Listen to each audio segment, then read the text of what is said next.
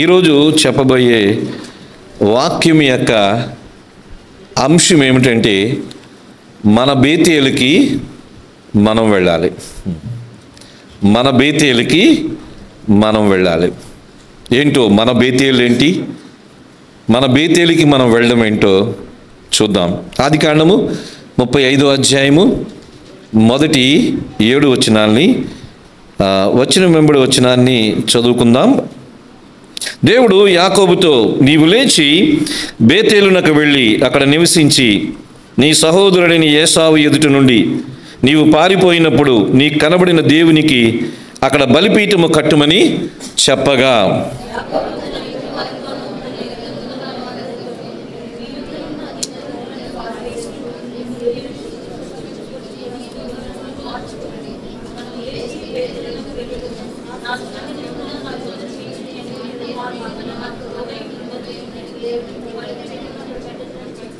వారు తమ యొద్దనున్న అన్య దేవతలన్నింటినీ తమ చెవులనున్న పోగులను యాకోబునకు అప్పగింపగా, యాకోబు షెకెము దగ్గరనున్న మస్తిక వృక్షము క్రింద వాటిని దాచిపెట్టెను.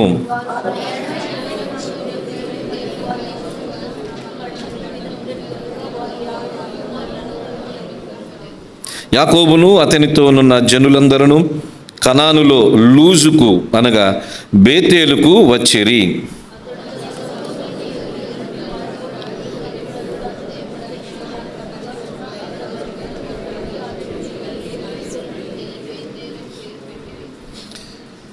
ఆ రోజున యాకోబుతో దేవుడు తెలియజేస్తున్నాడు, నీవు లేచి బేతేలుకి వెళ్ళు. ఈరోజున దేవుడు మనతో కూడా తెలియజేస్తున్నాడు, నీవు లేచి బేతేలుకి వెళ్ళు. Go to your Bethel, go to your Bethel. ఏంటి యాకోబు విషయంలో దేవుడు అలా చెప్పాడు? మన విషయంలో దేవుడు ఏంటి ఈ విషయాలు చెప్తున్నాడు? ఒక్కసారి మన క్రైస్తవ జీవితాన్ని, మన ప్రారంభాన్ని మనం జ్ఞాపకం చేసుకుంటే, రక్షించబడిన తొలి రోజుల్లో, ఆ మారు మనసు బాప్తీసం పొందిన తొలి రోజుల్లో దేవుని కొరకు మనకున్న ఆసక్తి, దేవుని కొరకు మనం చూపించిన శ్రద్ధ, మందిరం వెడల మనం చూపించిన శ్రద్ధ, బైబిల్ చదవడంలో మనం చూపించిన శ్రద్ధ, ప్రార్థన చేసుకోవడంలో మనం కలిగి ఉన్న ఆసక్తి, సంఘము సహవాసం అంటే ఉండే ఇంట్రెస్టు, సువార్త చెప్పడం ఉండే ఆసక్తి, దేవునికి ఇవ్వడములో ఉండే ఆసక్తి, ఒకప్పుడు దేవుని కొరకు ఇలా జీవించాలి, అలా జీవించాలి అని మనం తీసుకున్న నిర్ణయాలు ఇప్పుడు ఏమైనాయి? యాకోబు విషయంలో మనం చూస్తే, యాకోబు దేవునికి మాట ఇచ్చాడు.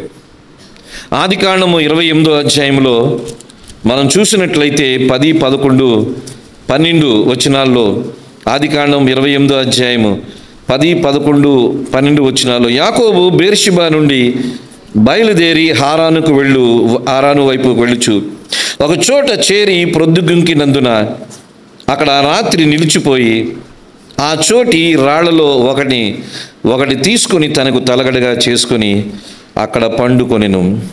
అప్పుడు అతడు ఒక కల కనెను. ఇది మనం చూస్తాం.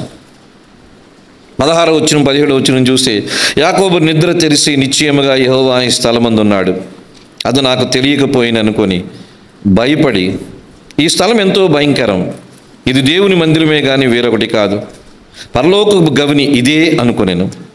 తెల్లవారినప్పుడు యాకోబు లేచి తాను తలగడగా చేసుకున్న రాయి తీసి దానిని స్తంభంగా నిలిపి దాని కొన మీద నూనె పోసెను. మరియు అతడు ఆ స్థలమునకు బేతేలు అని పేరు పెట్టెను. అయితే మొదట ఆ ఊరి పేరు లూజు.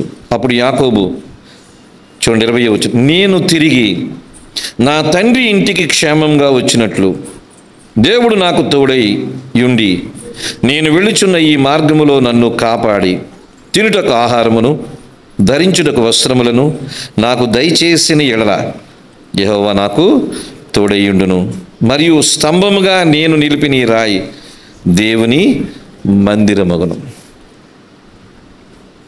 ఆదికాండం 35వ అధ్యాయం 1వ వచనంలో దేవుడు యాకోబుతో అంటున్నాడు, నువ్వు లేచి బేతేలుకు వెళ్ళు అంటున్నాడు.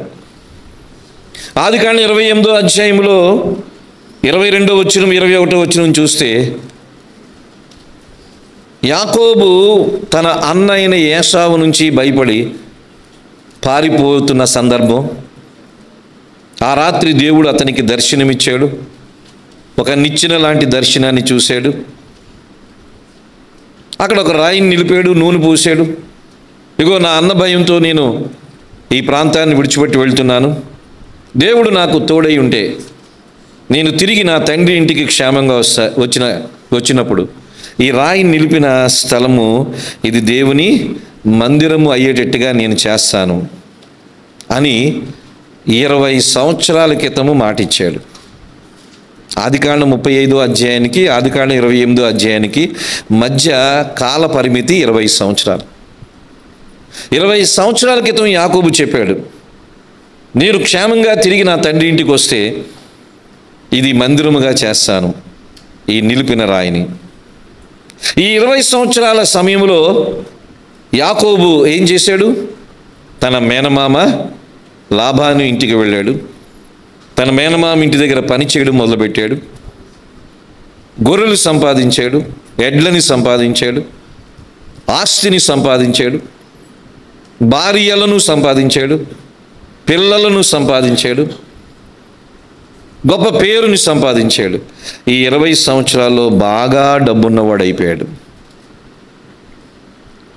ఆ రాత్రి 28వ అధ్యాయంలో ఆ బేతేలుని పెట్టిన ఆ స్థలంలో అప్పుడు యాకోబు ఒంటరివాడు. నాన్న వాళ్ళు లేరు, ఎందుకంటే తండ్రి ఇంటి నుంచి పారిపోతున్నాడు. తన మేనమామ ఇంటికి ఇంకా చేరలేదు, మధ్యలో ఉన్నాడు. బ్రతుకుతాడో చనిపోతాడో తెలియదు. భార్యలు ఉంటారో లేదో తెలియదు. పిల్లల్ని కంటాడో లేదో తెలియదు. ఆస్తి అంతస్తు ఉంటుందో లేదో తెలియదు. భవిష్యత్తు అగమ్య గోచరం. ఆదికాండం 28వ అధ్యాయంలో భవిష్యత్తు గురించి ఏ నిరీక్షణ లేదు. ఆదికాండం 28వ అధ్యాయంలో ఒంటరివాడు, భయంతో ఉన్నవాడు. కానీ ఆదికాండం 35వ అధ్యాయం వచ్చేటప్పటికి భవిష్యత్తు అద్భుతంగా ఉంది. ఆదికాండము 35వ అధ్యాయం వచ్చేటప్పటికి భార్యలు ఉన్నారు, దాసీలున్నారు, దాసులున్నారు, పిల్లలున్నారు. బాగా ధనవంతుడైపోయాడు.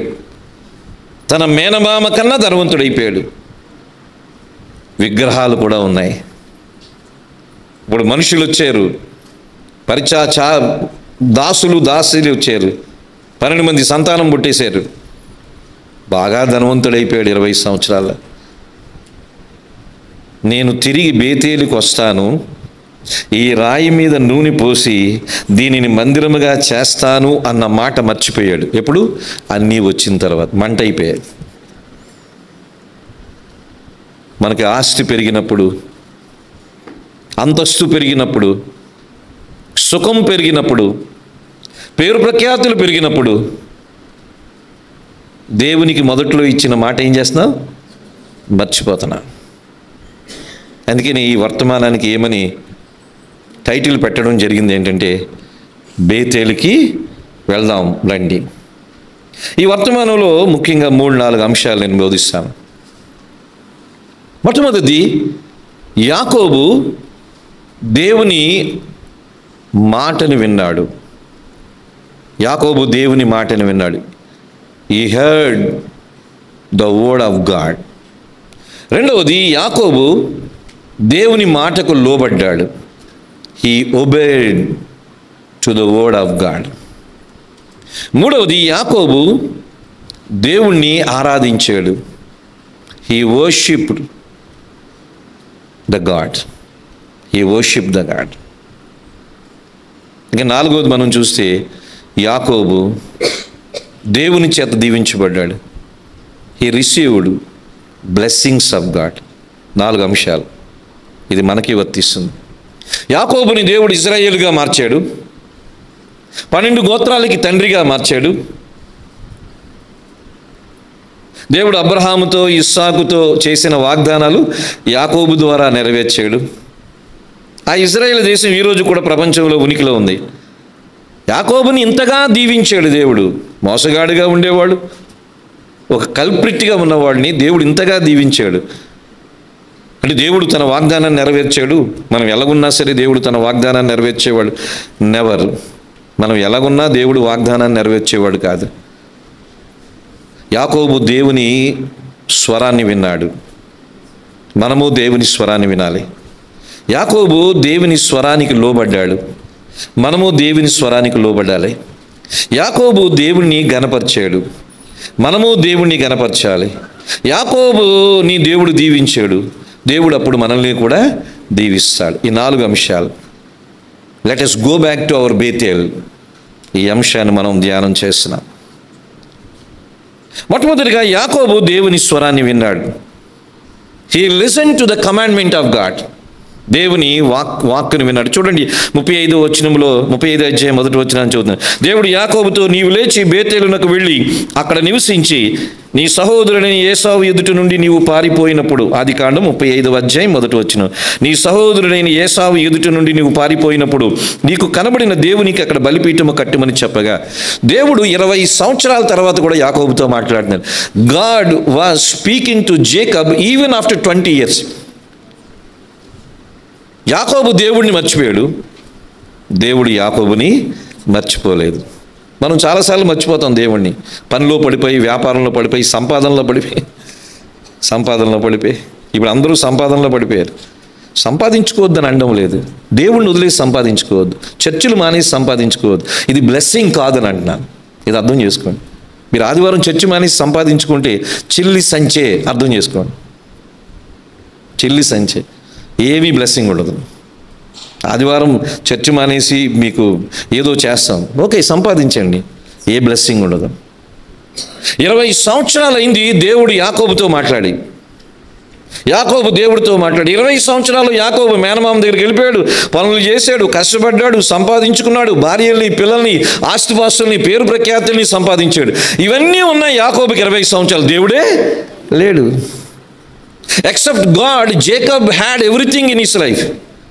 దేవుడు తప్పించి యాకోబుకి 20 సంవత్సరాలు అన్నీ ఉన్నాయి. దేవుని స్వరం వినడం అలవాటు పోయింది, దేవుని దగ్గరికి వెళ్ళడం అలవాటు పోయింది. దేవుడు తప్పించి యాకోబుకి అన్నీ ఉన్నాయి 20 సంవత్సరాలు. మేనమామ ఉన్నాడు, అంటే మామగారు, అత్తగారు ఉన్నారు, భార్యలు ఉన్నారు, పిల్లలు ఉన్నారు, బోల్డ్ డబ్బు వచ్చింది, ఇవన్నీ ఉన్నాయి. దేవుడు లేడు, దేవుని మాట లేదు. దేవుడు అంటున్నాడు 20 సంవత్సరాల తర్వాత దేవుడు యాకోబుతో మాట్లాడినాడు, లే బేతేలుకి వెళ్ళు అంటున్నాడు. 20 సంవత్సరాలు నన్ను మర్చిపోయావు? ఎందుకు 20 సంవత్సరాలు నన్ను మర్చిపోయావు? నువ్వేమన్నావు? అక్కడ రాయి నిలిపి నూనె పోసి నేను తిరిగి క్షేమంగా వస్తే ఇక్కడ మందిరం కడతానని బేతేలని పేరు పెట్టావు కదా, మరి ఇప్పుడు ఏమైపోయింది? నన్ను మర్చిపోయావేంటి అడుగుతున్నాడు దేవుడు. మనకి ఈ ప్రశ్న వేస్తున్నాడు. చాలామంది దేవుడిని మర్చిపోయారు, చాలామంది దేవుడిని మర్చిపోయారు. ఆదివారం రావడం దేవునికి ఫేవర్ చేయడం అనుకుంటున్నారు చాలామంది. ఆదివారం రావడం దేవునికి ఫేవర్ కాదు, మనకు ఫేవర్ గురించి ఆదివారం వస్తున్నాం అంతే. మన మేలు కొరకు ఆదివారం వస్తున్నాం. కొన్నిసార్లు మనం అనుకుంటే ఆదివారం రావడం ఆ సంఘానికి ఏదో మేలు చేస్తున్నాం, అక్కడ ఏదో కానుక వేస్తున్నాం, అవసరం లేదు. దేవుడికి మనం ఎప్పుడూ ఫేవర్ చేయలేము, దేవుని ఫేవర్ మనకి కావాలి, దేవుని ఆ కృప మనకు కావాలి. అందుకని 20 సంవత్సరాలు దేవునికి దూరం అయిపోయాడు, దేవుని స్వరానికి దూరం అయిపోయాడు. కానీ దేవుడు మర్చిపోలేదు. దేవుడు యాకోబుతో మాట్లాడుతూనే ఉన్నాడు. After 20 years God was speaking to Jacob. దేవునితో సంబంధం, దేవుని స్వరాన్ని వినే సంబంధం, దేవునితో సహవాసము చేసే ఆ సంబంధం, దేవుని వాక్యాన్ని రోజు చదివే ఆ సంబంధాన్ని మనం ఎప్పుడు మిస్ అవ్వకూడదు. ఎంత బిజీ లైఫ్లో అన్నా. నేను చెప్పాను కదా, ఒకసారి ఒక IAS ఆఫీసర్ ఉండేవాడు. లాల్ రోజం ఆయన పేరు. ఆయన రిటైర్ అయిపోయి చాలా కాలం అయింది. మన ఒక సీనియర్ మోస్ట్ ఐఏఎస్ ఆఫీసర్ అయినా సరే ఆదివారం అఫీషియల్ డ్యూటీస్కి వెళ్ళిన తన సెక్రటరీస్ని, తన కార్ డ్రైవర్ని ఎక్కడికో ఏ ఊరిలో వెళ్తే ఆ ఊరు, ఇక్కడ దగ్గరలో ఏదో చర్చికి నన్ను తీసుకుని వెళ్ళు, నేను చర్చిలో కొంతసేపు గడిపి వస్తానని. Senior most IAS officer Lal Rojam. ఆయన ఇంగ్లీషులో మాట్లాడితే నేను తెలుగులో తర్జుమా చేశాను భీమవరంలో ఒకసారి. ఒక ఐఏఎస్ ఆఫీసర్, మనందరికన్నా గొప్పవాడు. అవునా? ఆయనకన్నా గొప్పవాడు ఎవరైనా ఉన్నామా? ఒక senior most IAS officer, chief secretary అయ్యేది ఆయన. ఆదివారం ఎంత అఫీషియల్ డ్యూటీస్ ఉన్నా, ఎక్కడెక్కడికో వెళ్తారు ఐఏఎస్ ఆఫీసర్ అంటే చాలా బిజీ షెడ్యూల్, అస్సలు ఖాళీ ఉండదు. ఆదివారాలు కూడా వాళ్ళు విజిట్ చేయవలసి వస్తుంది. అయితే ఎక్కడికి వెళ్ళిన ఆదివారాలు అక్కడ ఎవరో అడిగి ఇక్కడ దగ్గరలో చర్చ్, ఏదో ఒక చర్చికి వెళ్ళిపోయి దేవుని సన్నిధిలో గడిపి తర్వాత అఫీషియల్ డ్యూటీస్ని చేసేవాడండి. నిజాయితీగా జీవించాడు. ఆయన రిటైర్ అయిపోయిన తర్వాత ఆఫీసు నుంచి ఆర్టీసీ బస్సు ఎక్కి వచ్చాడు, అఫీషియల్ కార్ని విడిచిపెట్టేశాడు. బహుశా చనిపోయి ఉంటాడు, ఎందుకంటే దాదాపు 20 సంవత్సరాల బ్యాక్ నేను చెప్తుంది. ఆ డెడికేషన్ ఉండాలి. దేవుని స్వరాన్ని విని అలవాటు మనం కలిగి ఉండాలి. 20 సంవత్సరాల నుంచి యాకోబుకి దేవునికి సంబంధం లేక ఉంది. డబ్బులు సంపాదించాడు, చేశాడు, కానీ దేవుడు యాకోబుని విడిచిపెట్టలేదు. మనం చాలా సందర్భాల్లో ప్రార్థన చేయకపోయినా, బైబిల్ చదవకపోయినా, దేవునికి దూరస్తులున్నా దేవుడు మాత్రం మనకు దూరంగా లేడు. దేవుడు మనకు దగ్గరగానే ఉన్నాడు. ఆయన ఏమీ మనల్ని విడిచిపెట్టడం లేదు. అది అర్థం చేసుకుని, that is his grace and compassion. అది ఆయన కృప.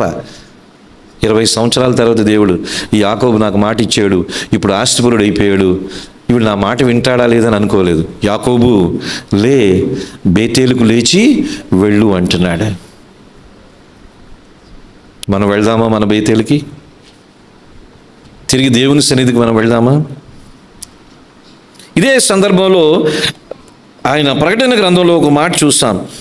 ఇదే రీతిలో ఎఫెసీ సంఘాన్ని ఉద్దేశించి ప్రభువు చెప్తాడు కదా, ప్రకటన గ్రంథం 2వ అధ్యాయము 3వ వచనంలో, నీవు సహనము కలిగి నా నామం నిమిత్తము భారం భరించి అలయలేదని నేను ఎరుగుదును, అయినను మొదట నీకుండిన ప్రేమను నువ్వు వదిలితివని నేను నీ మీద తప్పు ఒకటి మోపవలసి ఉన్నది. సేమ్ యాకోబు ఏ విధంగా అయితే మొదట దేవునికి ఇచ్చిన మాటను విడిచిపెట్టాడు, ప్రకటన గ్రంథంలో మొదటి సంఘమైన ఎఫెసీ సంఘం కూడా గురించి దేవుడు అదే అంటాడు.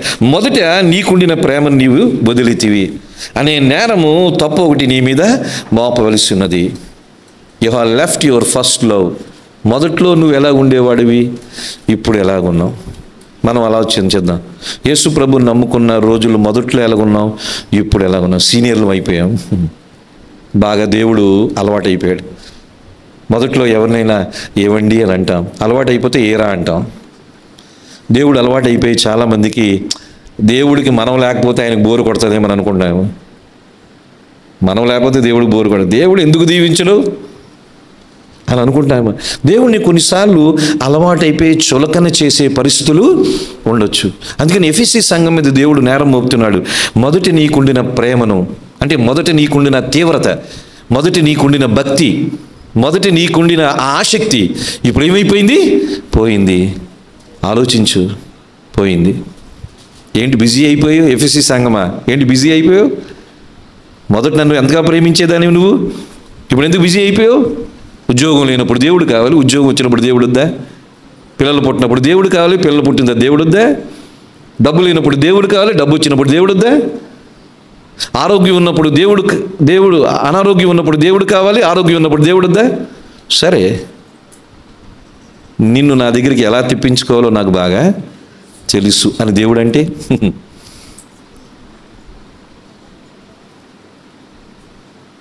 అందుకని అంటున్నాడు ఎఫెసీ సంఘముతో అంటున్నాడు, నువ్వు జ్ఞాపకం చేసుకో, నువ్వు ఏ స్థితిలో పడితేవో అది జ్ఞాపకం చేసుకో. అందుకని దేవుడు ఈరోజు మనకి కూడా జ్ఞాపకం చేయాలి. రిమెంబర్, మొదట్లో ఎలాగుండేవాడివి, ఏ స్థితిలో ఉండేవాడు, రిమెంబర్, జ్ఞాపకం చేసుకుందాం.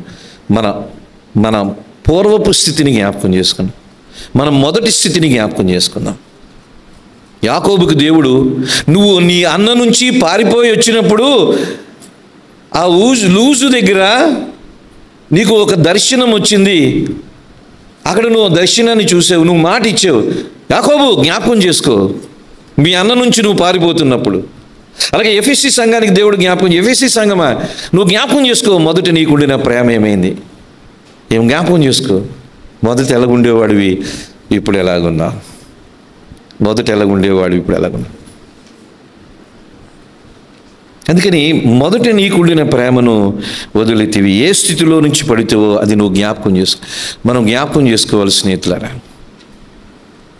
కాలం గతించే కొలది, వయసు పెరిగే కొలది, కొంచెం స్థిరపడిన తర్వాత ఉజ్జియా గురించి చెప్పబడింది, హిజ్కియా గురించి చెప్పబడింది. అతడు స్థిరపడిన తర్వాత పడిపోయానని చెప్పబడింది. స్థిరపడిన తర్వాతే పడిపోతాం. అందుకని జ్ఞాపకం చేసుకుందాం. రెండో దేవుడు అంటున్నాడు రిటర్న్. నీవు ఏ స్థితిలోంచి పడితే అది జ్ఞాపకం చేసుకుని మారు మనసు పొంది ఆ మొదటి క్రియలు చేయము. జ్ఞాపకం చేసుకోవాలి. రెండవది తిరిగి రావాలి. Remember and return. తిరగాలి, తిరుగుదాం, దేవుని వైపు తిరుగుదాం. దేవుని కొరకు కొన్ని వదులుకోవడం ద్వారా మనమేం పేదవాళ్ళము, మనమేం పేదవాళ్ళం, చాలా హ్యాపీగానే ఉంటాం, చాలా హ్యాపీగానే ఉంటాం. అందుకని అర్థం చేసుకోవాలి. అయిపోతే ఏమవుతుందో. నేను మీకు కొన్నిసార్లు చెప్పి ఉంటాను, నా పిల్లలిద్దరూ 6, 7 తరగతిలో ఉన్నప్పుడు నేను జాబ్కి రిజైన్ చేశాను. అప్పుడు మా నాన్న బతికే ఉన్నాడు. ఇలా అంత చిన్నపిల్లలు పెట్టుకుని ఉద్యోగాన్ని ఎందుకు వదిలేసావన్నాడు. నాకు లేదు భయం, నా పిల్లలు ఏమైపోతారని ఆయన ఆలోచన చేశాడు. అందుకని నేను రిజైన్ చేసిన 1 సంవత్సరం వరకు నేను జాబ్ రిజైన్ చేసినని ఆయనకి చెప్పలేదు. చిన్నపిల్లలు కదా ఏమవుద్దని అంటారండి. సంవత్సరం తర్వాత చెప్పాను, నాన్న నేను రిజైన్ చేసి సంవత్సరం అయిందన్న. ఎంతకాలం ఎందుకు చెప్పలేదన్నాడు. నువ్వు ఇలాగ అంటావని నాకు తెలుసన్న. సర్లే వదిలేసావు కదా. అసలు ఆ ఆలోచనే లేదు, ఏమైపోద్దన్న ఆలోచన ఆయనకు. నాకేమీ లేదు, నేను చాలా హ్యాపీగా ఉన్నాను, నేను చాలా ధైర్యంగా ఉన్నాను. ఏంటో ధైర్యం నాకు తెలియదు, నాకున్న ధైర్యం నాకే తెలియదు, కానీ ఏదో ధైర్యం.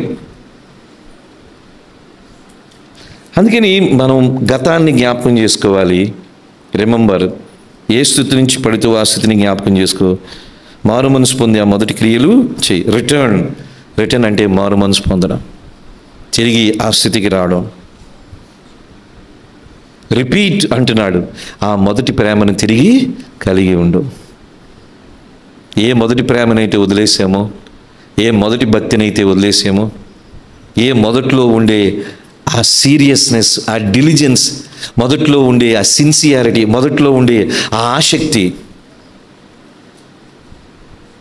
తిరిగి మనం కలిగి ఉండాలి. ఆ మొదటి ప్రేమను వదిలేసావు కదా, తిరిగి మొదటి ప్రేమని కలిగి ఉండు. రిపీట్ అంటే మొదట్లో ఉన్నది చెయ్యు.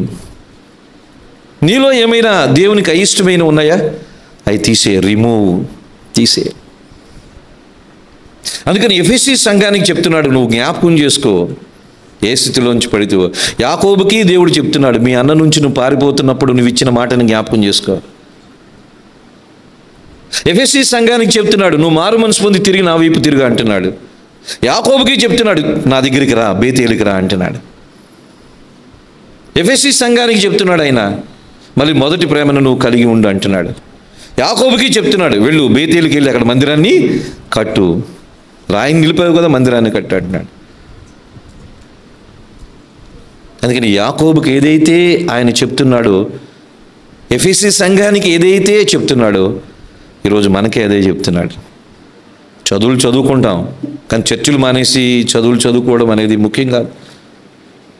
ఉద్యోగాలు చేస్తాం, కానీ దేవుడిని విడిచిపెట్టి ఉద్యోగాలు చేయడం ఏం బ్లెస్సింగ్ ఉండదు. చెప్తున్నాను, ఏది ఆశీర్వాదం ఉండదు. ఒకవేళ డబ్బులు ఉన్నా సరే సంతృప్తి ఉండదు. సంతృప్తి కలిగిన వాడు పేదవాడైనా ధనవంతుడంట, అసంతృప్తి ఉన్నవాడు ధనవంతుడైనా పేదవాడంట. మనకి ఎంతున్నా సంతృప్తి ఉంటే మనమే ధనవంతులమే. మనకి ఎంతున్నా, ఎంత లేకపోయినా సంతృప్తి ఉంటే మనమే ధనవంతులమే. కానీ ఎంతున్నా అసంతృప్తి ఉందనుకోండి, మనంత పేదవాళ్ళు ఎవరు లేరు. ఆ సంతృప్తినిచ్చేదెవరు? దేవుడు. యాకోబుతో అంటున్నాడు, యాకోబు నువ్వు లే. దేవుని స్వరాన్ని యాకోబు విన్నాడు. యాకోబులో ఉన్న గొప్పతనం ఏంటంటే 20 సంవత్సరాల తర్వాత దేవుని స్వరాన్ని విన్నాడు. నువ్వెవరివి అని అనలేదు. అప్పుడేదో పొరపాటున నేను మాట ఇచ్చాను, ఇప్పుడు తిరిగి వెళ్ళను అని అనలేదు. 20 సంవత్సరాల తర్వాత కూడా దేవుని స్వరాన్ని గుర్తుపెట్టాడు. దేవుని మాటకు లోబడుతున్నాడు. Even after 20 years. అమ్మో, నా దేవుడు నన్ను మర్చిపోలేదు, నాతో మాట్లాడుతున్నాడు, నన్ను లేవమంటున్నాడు, తిరిగి బేతేలుకు వెళ్ళమంటున్నాడు. అందుకని దేవుడు మాట్లాడుతూ ఉన్నప్పుడు బహుశా ఈ మాట మీలో ఎంతమందితో మాట్లాడుతున్నాడు, మొదట్లో ఉన్నప్పుడు ఇప్పుడున్నప్పుడు అనేది పోల్చుకుంటే బహుశా ఈ మాట దేవుడు నాతో మాట్లాడుతున్నాడు అని భావిస్తే దాన్ని అంగీకరించాలి. దేవుడు నాతో మాట్లాడుతున్నాడు, నా బేతేలు నేను మర్చిపోయాను అని మనం గుర్తించాలి. అందుకని దేవుడు మాట్లాడుతున్నాడు, యాకోబు వింటున్నాడు. నువ్వు లే అంటున్నాడు. నువ్వు లేచి యాకోబు బేతేలుకు వెళ్ళి అక్కడ నివసించావు. ఇది ఆజ్ఞ. నువ్వు లే అనేది ఆజ్ఞ. యాకోబు చూడు, మీ మామగారు పర్మిషన్ తీసుకో, నీ భార్యల పర్మిషన్ తీసుకో. 20 సంవత్సరాలు ఎంతమంది పిల్లలు పుట్టారు, దాసీలు వచ్చారు, వాళ్ళ పర్మిషన్ తీసుకో. ఒకవేళ వాళ్ళు ఇష్టపడితే నువ్వు లేచి బేతేల్లో ఉండు అని అన్నాడా? భార్యల గురించి మాట్లాడలేదు, మామగారి గురించి మాట్లాడలేదు, ఆస్తిపాస్తుల గురించి మాట్లాడలేదు, పిల్లల గురించి మాట్లాడలేదు. నువ్వు లే బేతేలుకి వెళ్ళు. మరి వీళ్ళందరి సంగతి ఏంటి నాకు తెలియదు. నువ్వు లే బేతేలుకి వెళ్ళు అని యాకోబుతో దేవుడు చెప్తున్నాడు. అదేంటి ప్రభువా, మరి 20 సంవత్సరాల్లో భార్యలు, పిల్లలు, ఆస్తి, అంతస్తు, దాసీలు నాకు సంబంధం లేదు. నువ్వు లే బేతేలుకి వెళ్ళు, దట్స్ ఆల్. అంటే వాళ్ళు విడిచిపెట్టాను మనం ఏమనడం లేదు. దేవుడు యాకోబుకి చెప్తున్నాడు, ఈ భార్యలకి, పిల్లలకి, దాసీలకి చెప్పుకోవలసిన బాధ్యత ఎవరిది? యాకోబుది. అది యాకోబుది. దేవుడు యాకోబుతో చెప్తాడు, యాకోబు వాళ్ళందరితో చెప్పుకోవాలి. అది యాకోబు బాధ్యత. మరి నీ పిల్లలతో చెప్పాడు, వస్తారో రారో చూడు. మరి ఆ పెద్దరాములు అలవాటు పడిపోయారు. మీ మామగారు ఒప్పుకుంటారో లేదు, మీ అత్తగారు ఒప్పుకుంటారా లేదు. మరి పెళ్ళి అయిపోయింది, ఎంతమంది భార్యలు కలిగి ఉన్నారుగా, నీ భార్యల్లో అందరూ ఒప్పుకుంటారో లేదు చూడు. దేవుడు ఏమైనా ఇచ్చాడా? లేదు. నువ్వు లే బేతేలుకి వెళ్ళి అక్కడ నివసించు. వాళ్ళందరికీ చెప్పుకొని సంజాయిషి ఇచ్చుకోవలసింది నువ్వు, అది నా పని కాదు. అందుకని యాకోబుతో దేవుడు అంటున్నాడు, దేవుడు మాట్లాడుతున్నాడు. ఇది మొట్టమొదటిది. దేవుడు మనతో కూడా మాట్లాడుతున్నాడు. నువ్వు లేచి బేతేలుకి వెళ్ళు. మన బేతేలు మన దేవుని మందిరం. ఇది మన బేతేలే, ఇది మన బేతేలే. మన బేతేలు ఏంటంటే దేవుని మందిరం, అంటే దేవుని కార్యాలు. మన బేతేలు అంటే దేవుని కార్యాలు. మన బేతేలు అంటే దేవునితో మనకున్న సంబంధం. మన బేతేలు అంటే దేవునికి మనం ఇచ్చిన మాటలు. మన బేతేలు అంటే దేవునితో మనం చేసుకున్న వాగ్దానాలు, నిబంధనలు. ఇవి ఉన్నాయి కదా, ఇవి మన బేతేలు అంటే. ఏం చేసుకున్నావు? మన బేతేలుకి వెళ్ళాలి. ఒక మాట అర్థం చేసుకోండి, దేవునికి దూరం అవడం ద్వారా దీవించబడతానంటే చాలా మంచిది, కానీ ఎవరికి దీవించబడరు. అసంతృప్తి ఉంటుంది, సంతోషం ఉండదు, ఏదో కోల్పోయిన స్థితి ఉంటుంది. అందుకని దేవుడు యాకోబుతో మాట్లాడుతున్నాడు. యాకోబు దేవుని మాటను వింటున్నాడు. రెండవది, యాకోబు దేవుని మాటకు లోబడ్డాడు. 3వ వచనంలో 2-3 వచనంలో యాకోబు తన ఇంటి వారితోనూ తన యొద్ద ఉన్న వారందరితోనూ మీ యొద్దనున్న అన్య దేవతలను పారవేసి మిమ్మల్ని మీరు శుచిపరచుకొని మీ వస్త్రములను మార్చుకొనుడి, మనము లేచి బేతేలుకి వెళ్ళదుము. మొట్టమొదటి యాకోబు దేవుని స్వరాన్ని వినాలి. Jacob listen to the word of God, number 1. Number 2, Jacob obey to the word of God. యాకోబు దేవుని మాటకు లోబడుతున్నాడు. దేవుడు యాకోబుతో మాట్లాడాడు. ఇప్పుడు యాకోబు తన ఇంటి వారి దగ్గరికి వెళ్ళాడు. భార్యలు, పిల్లలు, దాసీల దగ్గరికి వెళ్ళి, ఇదిగో దేవుడు మనల్ని బేతేలుకి వెళ్ళమంటున్నాడు. ఇప్పుడు ఏం చేయాలి? 3 చేయాలి. మొట్టమొదటిది, మీ దగ్గర ఉన్న అన్య దేవతల్ని పారేసేయండి, నెంబర్ 1. నెంబర్ 2, మీకు మీరు శుచి చేసుకోండి, అంటే శుభ్రపరచుకోండి. మూడవది వస్త్రములు మార్చు, చేంజ్ యువర్ డ్రెస్. 3 విషయాలు చేయాలి. యాకోబుతో దేవుడు లేచి బేతేలుకి వెళ్ళమన్నాడు. యాకోబు వెంటనే తన భార్యల దగ్గరికి, పిల్లల దగ్గరికి, ఇదిగో దేవుడు నాతో మాట్లాడుతున్నాడు, రండి బేతేలుకి వెళ్దామంటున్నాడు. రండి బేతేలుకి వెళ్దామని తన కుటుంబ పరివారంతో చెప్పుకుంటున్నాడు. మనం కూడా మన కుటుంబాన్ని బేతేలుకు నడిపించవలసిన బాధ్యత మందే. మన కుటుంబాన్ని బేతేలుకు నడిపించవలసిన బాధ్యత ఎవరిది? మందే. ఆ రోజున తన కుటుంబాన్ని బేతేలుకు నడిపించే బాధ్యత యాకోబుది. ఈ రోజున మన కుటుంబాన్ని దేవునిలో, దేవుని కొరకు, దేవుని మహిమ కొరకు నడిపించే బాధ్యత మందే. పిల్లల్ని, యాకోబుకి భార్యలు ఉన్నారు, మనకు భార్యే, భర్తే. యాకోబుకి పిల్లలు 12 మంది ఉన్నారు, మనకు ఒకడో ఇద్దరే ఉన్నాడు. 12 మందిని నడిపించగలిగాడు. ఒకళ్ళిద్దరిని మనం నడిపించలేకపోతున్నాం. కొంచెం కష్టమే, మోడర్న్ డేస్లో ఉన్నాం మనం. యాకోబు ఉన్న కాలంలో మొబైల్స్ లేవు, టీవీలు లేవు, టెక్నాలజీ లేదు. చెప్పిన మాట అన్నా విన్నారు. ఇప్పుడు ఎలాగండి బాబు, ఈ మొబైల్కి ఈ టీవీలకి అలవాటు పడిపోయారంటే తీసి నేలకేసి ఒక మొబైల్ కొట్టండి, వాడు ఎందుకు రాడో చూద్దాం. యాకోబుకి దేవుడు చెప్పాడు, యాకోబు తన పరివారంతో చెప్తున్నాడు. మనం చెప్తున్నామా? మన పరివారంతో, మన పిల్లలతో చెప్తున్నామా? వాళ్ళు ఎక్కడైనా దూరంలో ఉన్నారనుకోండి, ఉద్యోగాలు, చదువుల నిమిత్తం దూరంలో ఉన్నారనుకోండి, ఏదైనా చర్చికి అయినా వెళ్తున్నావా? కనీసం హాస్టల్లో ఉంటే మీలో 3-4 అయినా ఎక్కడికో వెళ్ళిపోయి చిన్న ప్రార్థన చేసుకుంటున్నారా?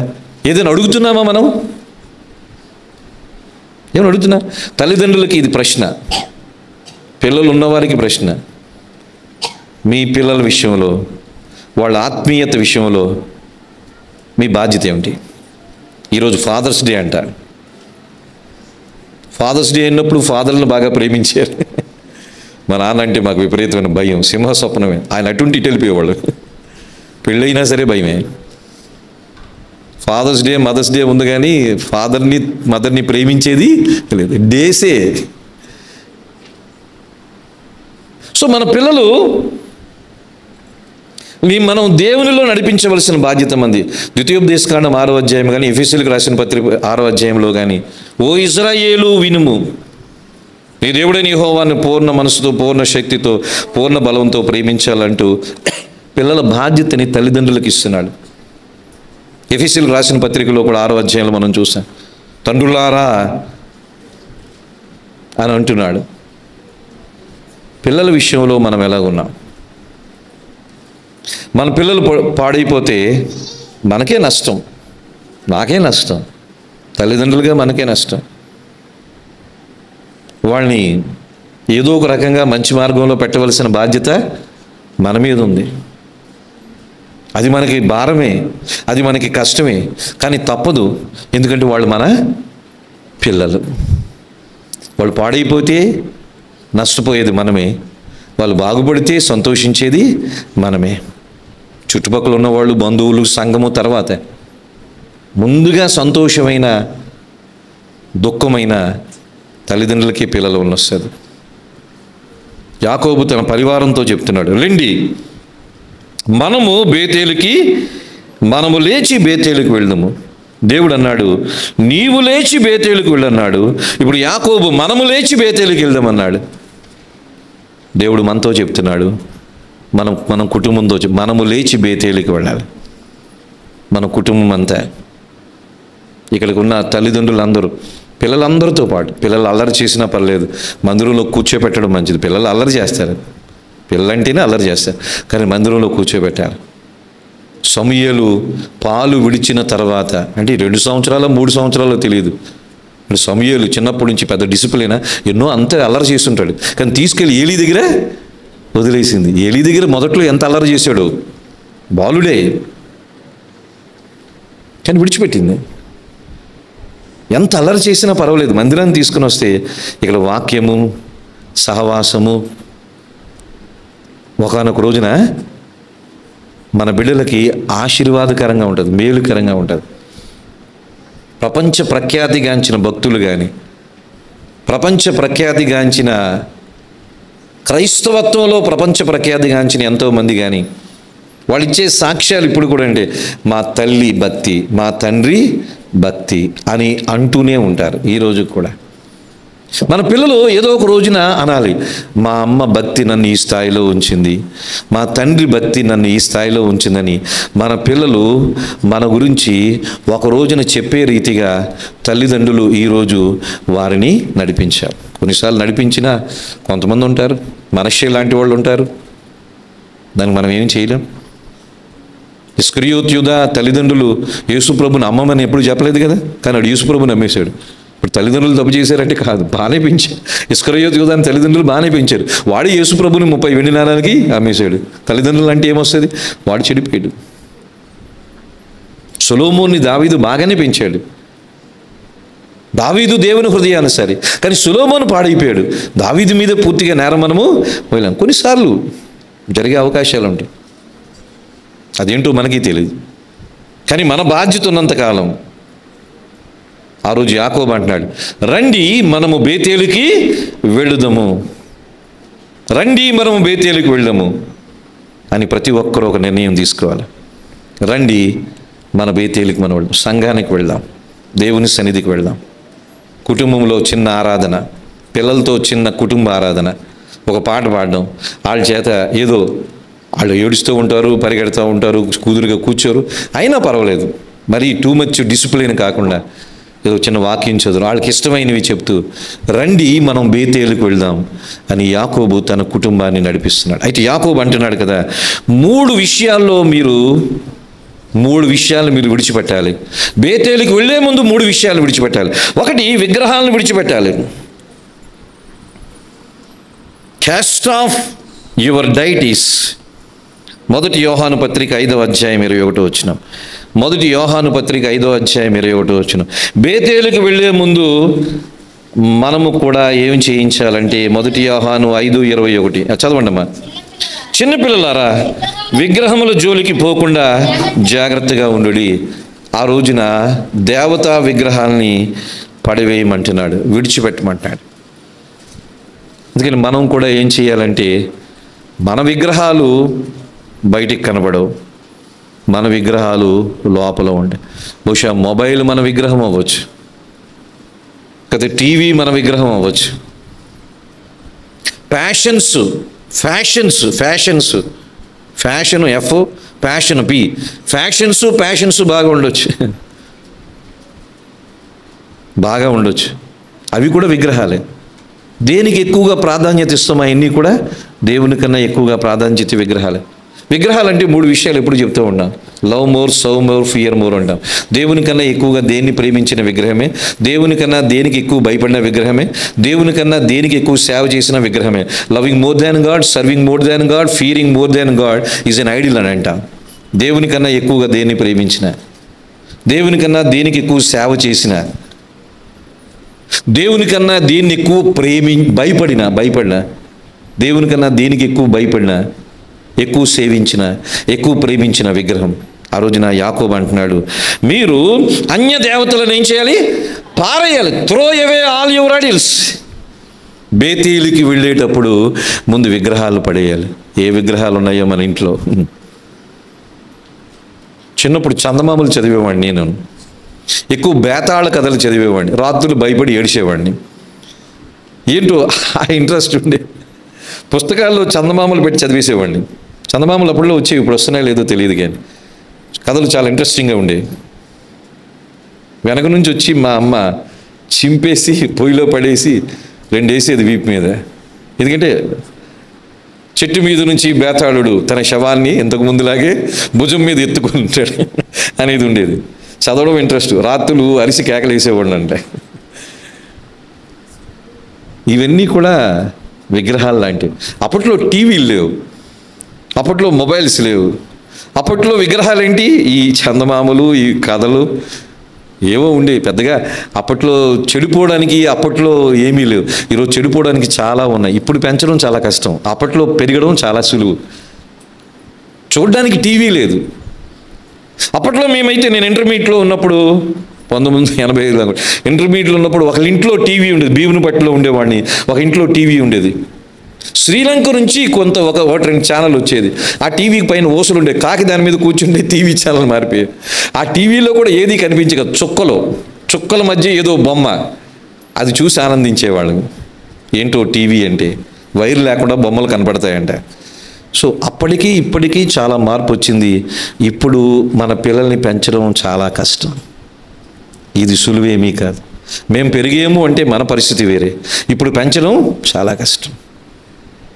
మొబైల్స్ నుంచి, టీవీస్ నుంచి, మొబైల్స్లో కూడా ట్విట్టర్ నుంచి, ఫేస్బుక్ నుంచి, ఈ రకరకాల సోషల్ మీడియాల నుంచి మనం తప్పించడం చాలా కష్టం. చాలా టెరిబుల్ డేస్ ఈ రోజుల్లో. విగ్రహాలు పారేయాలి, బేతేలికి వెళ్ళాలంటే పారేయమంటే మొబైల్ని పారేయడం కదా. మొబైల్తో చాలా ఉపయోగాలు ఉన్నాయి. అదొక విగ్రహంగా అయిపోకూడదు. రెండోది అంటున్నాడు మీరు శుచిపరచుకొనుడి, మీరు శుద్ధి చేసుకోవాలి. Cleanse your dirtiness. శుచి చేసుకోవాలి, శుభ్రపరచుకోవాలంటే మనల్ని శుభ్రపరచుకోవాలి. యేసుప్రభు అంటాడు యోహాను సువార్త 13వ అధ్యాయంలో, పాదాలు కడుక్కునుట అని కట్టడిని పెట్టాడు. ఎప్పటికప్పుడు మన పాదాలు కడుక్కుంటూ ఉండాలి. ఎందుకంటే లోకంలో మనం నడుస్తున్నాం, లోకంలో జీవిస్తున్నాం. పాదాలకి మలినాలు అంటుకుంటాయి. ఈ లోకంలో జీవిస్తున్నప్పుడు పాదాలకి ధూళి అవుతుంది. ఏదో అపవిత్రత, ఏదో మోసం, ఏదో దగ, ఏదో అబద్ధం ఈ లోకములో పాదాలకు అంటుకుంటుంది. అందుకని పాదాలు ఏం చేయాలంటే ఎప్పటికప్పుడు కడుక్కుంటూ ఉండాలి, శుద్ధి చేసుకోవాలి. Cleanse your dirtiness. శుద్ధి చేసుకోవాలి, కడుక్కోవాలి. లేచి మనం బేతేలుకి వెళ్దాం. మొట్టమొదటి విగ్రహాల్ని పారవేయాలి, ఏ విగ్రహాలు ఉన్నాయి. రెండవది శుచి చేసుకోవాలి, కడుక్కోవాలి. ఏ ఉన్నాయో కడుక్కోవాలి. ఇది మన కుటుంబం అంతటికి అవసరమే, నాకు ఒక్కడికే కాదు. మన కుటుంబం అందరము విగ్రహాలని పడేయాలి, మన కుటుంబం అందరము శుచి చేసుకోవాలి. మూడవది యాకోబు అంటున్నాడు, మీ వస్త్రములను మార్చుకోండి. Change your dress. వస్త్రములను మార్చాలి. చూడు, కొలసీలకు రాసిన పత్రికలో మనం చూస్తాం, మన వస్త్రములు రకరకాలు ఉన్నవి. ఒకప్పుడు మన వస్త్రాలు వేరే. కొలసీలు రాసిన పత్రిక 3వ అధ్యాయం 12వ వచనంలో 14వ వచనంలో ఉంటుంది. కొలసీలు రాసిన పత్రిక 3వ అధ్యాయం 12వ వచనం, కాగా దేవుని చేత ఏర్పరచబడిన వారును పరిశుద్ధులను ప్రియులైన వారికి తగినట్టు మీరు జాలిగల మనసును, దయాళత్వమును, వినయమును, సాత్వికమును, దీర్ఘశాంతమును ధరించుకుని. ఇది మన వస్త్రం, మన డ్రెస్. వైట్ కాదు మన డ్రెస్. క్రైస్తవుల డ్రెస్ వైట్ కాదు. సరే, వైట్ వేసుకోవడం మంచిది, వైట్ మంచిది. ఎందుకంటే వైట్ ఎందుకు వేసుకుంటామంటే తెలుపు అట్రాక్షన్ లేనిది, తెలుపు అంటే ఆకర్షణ లేనిది. అందుకని తెలుపు వేసు. తెలుపు పరిశుద్ధతకు గుర్తు, కానీ పరిశుద్ధత కాదు. తెలుపు పరిశుద్ధతకి గుర్తు, పరిశుద్ధత కాదు. పావురము పరిశుద్ధాత్మునికి గుర్తు, కానీ పావురం పరిశుద్ధాత్ముడు కాదు. ఇలా బైబిల్లో చాలా ఉంటాయి. మనం ఏం ధరించాలి? తెల్లని వస్త్రాలు వేసుకుంటాం, లైట్ కలర్స్ వేసుకుంటాం, మంచిది. ఎందుకంటే గందరగోళంగా ఉండదు. జాలిగల మనసు, దయాళత్వం, వినయము, సాత్వికము, దీర్ఘశాంతం ధరించుకోవాలి. 14వ వచనంలో ఉంటుంది, వీటన్నిటిపైన పరిపూర్ణతకు అనుబంధమైన ప్రేమను ధరించుకోండి. క్రిస్టియన్ డ్రెస్ కోడ్ ఇది. క్రిస్టియన్ డ్రెస్ కోడ్ జాలి, కనికరము, సాత్వికము, దీన మనసు, ప్రేమ ధరించాలి. ఆ రోజున యాకోబు తన పరివారంతో చెప్తున్నాడు, దేవతలు పడివేయండి, మీకు మీరు శుచి చేసుకోండి, కడుక్కోండి. మూడవది మీ వస్త్రములు మార్చుకోండి. Change your dress. అదే ఆ రోమాపత్రిక 13వ అధ్యాయంలో మీరు చూస్తే, మెట్టుకు క్రీస్తు యేసుని ధరించుకొనుడి అని ఉంటుంది. మన వస్త్రాలు ఏమిటంటే యేసు ప్రభుని ధరించిన, యేసు ప్రభుని కలిగి ఉండడమే మన వస్త్రం. దేవుడు మనకిచ్చిన స్తోమతలో వస్త్రాలు వేసుకుంటాం, తప్పేమీ కాదు. కానీ అసలు వస్త్రం ఏమిటంటే క్రీస్తుని ధరించడం. అందుకని యాకోబు ఏం చేస్తున్నాడంటే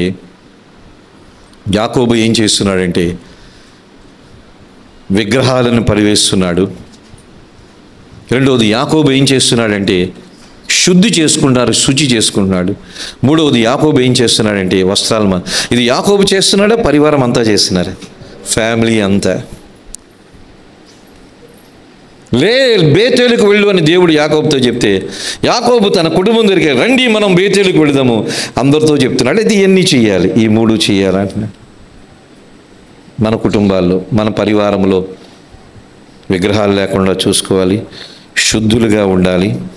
మూడవది దేవుడిచ్చిన రక్షణ వస్త్రాన్ని, దేవుడిచ్చిన ఈ వస్త్రాల్ని ధరించాలి. ఇది రెండవది. మొదటిది ఏమనుకున్నాము? యాకోబు దేవుని స్వరాన్ని విన్నాడు. Is listen to the word of God. రెండవది యాకోబు దేవుని స్వరానికి లోబడ్డాడు. He obeyed to the word of God. మూడవది చూడండి, యాకోబు హానర్డ్ గాడ్. యాకోబు దేవుణ్ణి ఘనపరిచెను. ఆది కాండము 35వ అధ్యాయంలో మీరు చూసినట్లయితే 6వ వచనంలో యాకోబు అతనితోనున్న జనులందరూ కనానులో లూజునకు అనగా బేతేలుకు వచ్చేసారు. మొదటి వచనంలో దేవుడు మాట్లాడాడు. 3 నుంచి 5 వచనాల్లో అందరినీ సిద్ధం చేశాడు. 7వ వచనంలోకి వచ్చేటప్పటికి బేతేలుకి వచ్చేసారు. బేతేలుకి వచ్చి 6వ వచనంలో బేతేలుకి వచ్చారు. మొదటి వచనంలో విన్నాడు, మిగతా వచనంలో విధేయత చూపించాడు. 6వ వచనంలో వచ్చి బేతేలుకు వచ్చారు. వచ్చి ఏం చేస్తున్నారు? 7వ వచనంలో అతడు తన సహోదరుని ఎదుటి నుండి పారిపోయినప్పుడు దేవుడు అక్కడ అతనికి ప్రత్యక్షమాయను గనుక అక్కడ బలిపీఠము కట్టి ఆ చోటుకు ఎల్ బేతేల్ అని పేరు పెట్టినాం. మొదటి వచనంలో చెప్పాడు, 6వ వచనం 7వ వచనంలో బేతేలుకి వచ్చేసి క్విక్ ఒబీడియన్స్, ఎంత త్వరగా విధేయత చూపించాడు. యాకోబు చేసింది మూడోది ఏంటంటే బలిపీఠం కట్టాడు. ఈ బిల్ట్ ఎన్ ఆల్టర్. మొదటిది ఈ listen to the word of God. రెండవది ఈ obeyed to the word of God. మూడవది ఈ build the altar of God. దేవునికి బలిపీఠం కట్టాడు. బలిపీఠం అంటే చాలా అర్థాలు ఉన్నాయి, క్లుప్తంగా 3 చెప్తాను. బలిపీఠం అంటే మొట్టమొదటిది ఆరాధన గుర్తు. బలిపీఠం అంటే ఆరాధన గుర్తు. అదే రోమాపత్రిక 12వ అధ్యాయం 1-2 వచనాలు మనం చూస్తాం. సజీవ యాగంగా ఆయన సమర్పించుకోవడం, ఇది న్యూ కవెనెంట్ వర్షిప్ అని అంటాం. నూతన నిబంధన ఆరాధన ఎక్కడుందంటే రోమా 12లో ఉంది. ఇది నూతన నిబంధన ఆరాధన. సజీవ యాగంగా మనం ప్రభువుకి సమర్పించుకోవడమే నూతన నిబంధన ఆరాధన. అందుకని బలిపీఠం అంటే ఆరాధన గుర్తు. రెండవది బలిపీఠం అంటే మనం దేవునికి చేసే సేవ గుర్తు, సర్వింగ్ గాడ్. బలిపీఠం అంటే అందుకని రోమాపత్రిక 12వ అధ్యాయంలో మీరు చూసినట్లయితే ఉత్తమమైన సేవ అని కూడా అక్కడ మనం చూస్తాం. రోమపత్రిక 12వ అధ్యాయంలో చూద్దామనండి. రోమపత్రిక 12వ అధ్యాయం. ఇట్టి సేవ మీకు యుక్తమైంది. సేవ సజీవ యాగంగా సమర్పించుకోవడం అనేది ఆరాధన గుర్తు నెంబర్ 1. రెండవది సజీవ యాగంగా సమర్పించుకోవడం అనేది సేవ గుర్తు. ఇట్ ఈ సర్వింగ్ గాడ్, సేవ గుర్తు. బలిపీఠం కట్టడం అంటే సేవ చేయడం. ఏం సేవ చేస్తాం? బోధించడమే సేవ అనుకోవద్దు. బోధించడం అన్నిటికన్నా ప్రమాదకరమైన సేవ. ఈ పులిపీఠం ఇది పులి ఉంది ఇక్కడ. పులిపీఠం బోధించడానికి చాలా తక్కువగా ఉండాలి. మీలో అనేకులు బోధకులు కాకుండా బోధకులైన మీకు మరి కఠినమైన తీర్పు ఉందని. దేవుడు పిలవకపోతే, దేవుడు భారం ఇవ్వకపోతే వాక్యం చెప్పడం వచ్చినా మైక్ దగ్గరికి రావద్దు. మరొకసారి చెప్తున్నా. దేవుడు పిలవకపోతే, దేవుడు భారం ఇవ్వకపోతే వాక్యం చెప్పడం వచ్చినా మైక్ దగ్గరికి రావద్దు. ఇది చాలా ప్రమాదకరమైంది. ఎందుకంటే ఇక్కడ నేను నిలబడి ఎంతోమందికి వాక్యం చెప్తున్నాను. మిమ్మల్ని అందరినీ చెడగొట్టేది నేనే అవుతాను, మిమ్మల్ని అందరినీ మంచిగా చేసేది కూడా నేనే అవుతాను. అవునా? నా ఒక్కడి బోధ ద్వారా ఎంతోమందిని చెడగొట్టేవాడిని అవ్వచ్చు. నా ఒక్కడి బోధ ద్వారా ఎంతోమందిని మేలు చేసేవాడిని అవ్వచ్చు. నా వల్ల ఎంతోమంది దేవునికి దూరం అవ్వచ్చు, ఎంతోమంది దేవునికి దగ్గర అవ్వచ్చు. నా వల్ల దేవుడిని తప్పుగా కొంతమంది అర్థం చేసుకోవచ్చు. నేను చేసే బోధ వల్ల, నా బోధ వల్ల కొంతమంది దేవుడిని కరెక్ట్గా అర్థం చేసుకోవచ్చు. ఇది చాలా ప్రమాదకరమైంది. మైక్ దగ్గరికి ఊరికే వచ్చి వాక్యం చెప్పొద్దు. వాక్యం చెప్పే పిలుపు ఉండాలి, ఆ భారం ఉండాలి. అది మనకు తెలుస్తుంది, ఎవరికి వాళ్ళకి తెలుస్తుంది. వస్తేనే రండి, లేకపోతే సేవ చేయడం అంటే వాక్యం చెప్పడమే కాదు, చాలా ఉంది. పాటలు పాడడం సేవే. శేఖర్ ఈ వీడియో లైవ్ తీస్తున్నాడు, అది మినిస్ట్రీయే. శేఖర్ మ్యూజిషియన్గా ఉన్నాడు, అది మినిస్ట్రీయే. బాలు అక్కడ పిఏ సిస్టమ్ అడ్జస్ట్ చేస్తున్నాడు, అది మినిస్ట్రీయే. బలనిస్తున్నారు, అది మినిస్ట్రీయే. ఏది తక్కువ కాదు. రోమపత్రిక 12వ అధ్యాయము 5వ వచనం నుండి 8వ వచనం వరకు చూస్తే పరిచర్యలు రకరకాలుగా ఉంటాయి. అక్కడ కొరింథీయులకు రాసిన మొదటి పత్రిక 12వ అధ్యాయం 28వ వచనంలో చూస్తే కొందరు ప్రభుత్వములు చేయువారుగాను, కొందరు ఉపకారములు చేయువారుగాను ఉంది. ఇది సేవే. సేవ అంటే వాక్యం చెప్పడం అని అనుకోవద్దు, సేవ అంటే సంఘం నడపడం అని అనుకోవద్దు. ఇది అన్నిటికన్నా ప్రమాదకరమైంది. పిలుపు లేకుండా, భారం లేకుండా ఈ పనులు దయచేసి ఎవరు చేయొద్దు. చేస్తే మేలు కన్నా కీడు ఎక్కువ జరుగుతుంది. కీడు నాకు కలుగుతుంది, కీడు నా మాటలు వినేవాళ్ళకి కూడా కలుగుతుంది. So don't be hasty in doing the ministry. పిలుపు ఉంటే, భారం ఉంటే డెఫినెట్గా చేయండి. అది ఎవరికి సంబంధించింది వారిది. సేవ అంటే వాక్యం చెప్పడమే కాదు, చాలా చాలా ఉన్నాయి. ఎన్ని రకాలైన పరిచర్యలు ఉన్నాయా. పరిచర్యలు నానా రకాలుగా విధంగా ఉన్నవి. ప్రభువు ఒకటి. ఈ మందిరాన్ని తొడవడం కూడా పరిచర్య. మరి సహోదరి ఉదయమే లేచి కడుగుతున్నారు మెట్లు, ఇవన్నీ తుడుస్తున్నారు, అది సేవే. నాకెంత ప్రతిఫలం ఉంటుందో పరలోకంలో తుడుస్తున్న వారికి అంతే ప్రతిఫలం ఉంటుంది. మీకు తెలుసా? నాకెంత పరలోకంలో ప్రతిఫలం ఉంటుందో కీబోర్డ్ ప్లే చేస్తే శేఖర్ కూడా అంతే ప్రతిఫలం ఉంటుంది. నేను దేవుని దృష్టిలో ఎక్కువ, వారు తక్కువ కాదు. వాక్యానుసారంగా లోకంలో నేను ఎక్కువ అవచ్చు, తక్కువ అవచ్చు, కానీ దేవుని దృష్టిలో అందరూ సమానమే. ఇది అర్థమైతే చాలా మంచిది. చాలామందికి అర్థం కాలేదు. అందరూ బైబిల్ పట్టుకొని ప్రసంగాలు చేయడం మొదలుపెడతారు. తప్పేమీ కాదు. పిలుపు ఉంటే, భారం ఉంటే చేయండి. పిలుపు లేకుండా, భారం లేకుండా నాకు తెలిసింది ఏదో షేర్ చేసుకుంటానంటే డోంట్ డూ ఇట్. ఎందుకంటే మనం కొన్ని తెలిసి తెలియక చెప్పడం ద్వారా కొంతమందిని పాడు చేసిన వాళ్ళు అవుతాం. సరే, దాని గురించి ఎక్కువ చెప్పను ఇంకా. అందుకని బలిపీఠం కట్టడం అంటే ఆరాధన చేయడం, రెండవది బలిపీఠం కట్టడం అంటే దేవునికి సేవ చేయడం, మూడవది బలిపీఠం కట్టడం అంటే దేవుణ్ణి ప్రేమించుట. Building an altar is nothing but loving God. యాకోబు బేతేలుకు వచ్చాడు పరివారంతో, బలిపీఠము కట్టాడు. అంటే దేవుణ్ణి ఆరాధన చేశాడు, దేవునికి సేవ చేశాడు, దేవుణ్ణి ప్రేమిస్తున్నాడు. అంతే కదా. నాలుగవది బలిపీఠం అంటే దేవునికి విధేయత చూపించాడు. Obey to the God. Altar is nothing but obedience to God. అందుకని బలిపీఠం అంటే విధేయత, బలిపీఠం అంటే ప్రేమించడం, బలిపీఠం అంటే సేవ, బలిపీఠం అంటే ఆరాధన. యాకోబు వచ్చాడు, బలిపీఠం కట్టాడు. ఆ విధంగా దేవుణ్ణి యాకోబు గణపరిచాడు. మూడవది, మొట్టమొదటి యాకోబు ఏం చేశాడు? దేవుని స్వరాన్ని విన్నాడు. రెండవది యాకోబు ఏం చేశాడు? దేవునికి లోబడ్డాడు. మూడవది యాకోబు ఏం చేశాడు? దేవుణ్ణి గణపరిచాడు, బలిపీఠం కట్టి. నాలుగవది యాకోబుకి ఏమైంది? దేవుడు దీవించాడు. చూడండి అక్కడ, అది కూడా చూపించేస్తాను. దాని గురించి పెద్దగా నేనేమి వివరించను, మనకి ఇది తెలిసిన వాక్య భాగమే. 35వ వచనంలో మనం చూస్తే 11వ వచనంలో 9వ వచనంలో యాకోబు పద్దనారము నుండి వచ్చుచుండగా దేవుడు తిరిగి అతని ప్రత్యక్షమై అతన్ని ఆశీర్వదించెను.